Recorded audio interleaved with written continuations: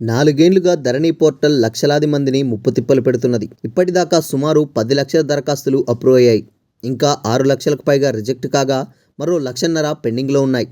అయితే సమస్య పరిష్కారమైందని అనుకుంటున్న వారికి మరో ముప్పు పొంచి ఉన్నది. 2-3 ఏళ్ల పాటు అధికారుల చుట్టూ తిరిగి అడిగినంత సమర్పించుకొని తమ సమస్యను పరిష్కరించుకున్నాం, మేం సేఫ్ అని అనుకుంటున్నారు.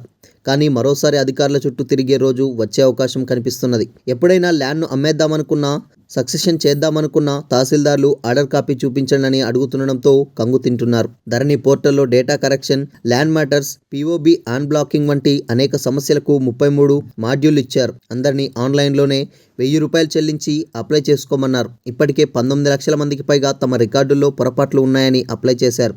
కొందరికి దరఖాస్తులు ఏ కారణం లేకుండా రిజెక్ట్ చేస్తే 4-5 సార్లు కూడా అప్లై చేసుకుంటున్నారు. ప్రతిసారి 1000 వంతున చెల్లించారు. తహసీల్దార్లను వేడుకుంటే కొందరికి ఇంత ఖర్చు పెట్టుకుంటే తప్ప పాజిటివ్ రిపోర్టులు రాయలేదు. ఆ రాసిన కాపీని చేతికి ఇవ్వాలని కోరితే తామే ఆర్డీఓ, కలెక్టర్లకు పంపుతామన్నారు. ఏ అధికారి కూడా దరఖాస్తుదారుడికి వారేం రిపోర్ట్ పంపారన్న సమాచారం మాత్రం ఇవ్వలేదు.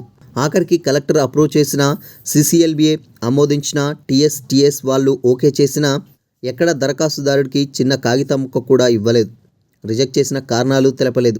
ఇప్పుడేమో అమ్మడానికి వెళ్తే, ఏదైనా డీడ్స్ చేయడానికి వెళ్తే అదే తహసీల్దార్ కాపీ అడుగుతుండడం ఆందోళనకు గురి చేస్తున్నది. అధికారిక లెక్కల ప్రకారం ఫిబ్రవరి నెలాఖరు వరకు 16,57,407 దరఖాస్తులు రాగా 8,78,282 పరిష్కరించారు. 5,37,985 దరఖాస్తులను తిరస్కరించారు. పెండింగ్లో ఉన్న 2,40,127 ఉండేవి. అయితే మార్చి 1వ తేదీ నుంచి 15వ తేదీ వరకు రెవెన్యూ స్పెషల్ డ్రైవ్ పెట్టి 1,61,760 దరఖాస్తులను పరిష్కరించినట్టు అధికారులు చెబుతున్నారు. ఇంకా 1,15,308 కొత్తగా వచ్చాయి. అంటే 1,93,675 వరకు ఇంకా పెండింగ్లోనే ఉన్నాయి. రిజెక్ట్ చేసిన వాళ్ళు మళ్ళీ అప్లై చేస్తూనే ఉన్నారు. డాష్ బోర్డు క్లియర్ పేరిట అకారణంగా తిరస్కరణకు గురైన అప్లికేషన్లు మళ్ళీ వస్తాయి. అంటే ఇంకా లక్షల్లో ఉంటాయి. అయితే ఇప్పటిదాకా పరిష్కరించిన సుమారు 10 లక్షల దరఖాస్తులకు ఆర్డర్ కాపీలు ఎవరి దగ్గర తెచ్చుకోవాలో ఉన్నతాధికారులు చెప్పడం లేదు. లేదంటే ధరణి పోర్టల్లో సవరించిన రికార్డుల ప్రకారం కరెక్టుగా ఉంటే ఆర్డర్ కాపీ అడగకుండానే క్రయ విక్రయాలు చేయాలని తహసీల్దార్లకు ఆదేశాలు ఇవ్వాలని బాధితులు కోరుతున్నారు. హైదరాబాద్కు చెందిన 2 ప్రైవేట్ ఉద్యోగులు నల్గొండ జిల్లా దేవరకొండ నియోజకవర్గంలో 2 ఎకరాల భూమిని ధరణి పోర్టల్ రాకముందే కొనుగోలు చేశారు. అన్ని పహానీలు చూసి లీగల్ ఒపీనియన్ తీసుకొని సేల్ డీడ్ ద్వారా కొన్నారు. ఆ తర్వాత మ్యూటేషన్ అయింది. కొత్త పాస్బుక్లు కూడా వచ్చాయి. ధరణి రాగానే అది ప్రభుత్వ ల్యాండ్గా పీఓబీలో నమోదు చేశారు. ఆన్లైన్లో అప్లై చేసి 18 నెలల పాటు తిరిగి చివరకు సమస్యను పరిష్కరించుకున్నారు. దాంతో ధరణి పోర్టల్లో క్లాసిఫికేషన్ పట్టాగా మారింది.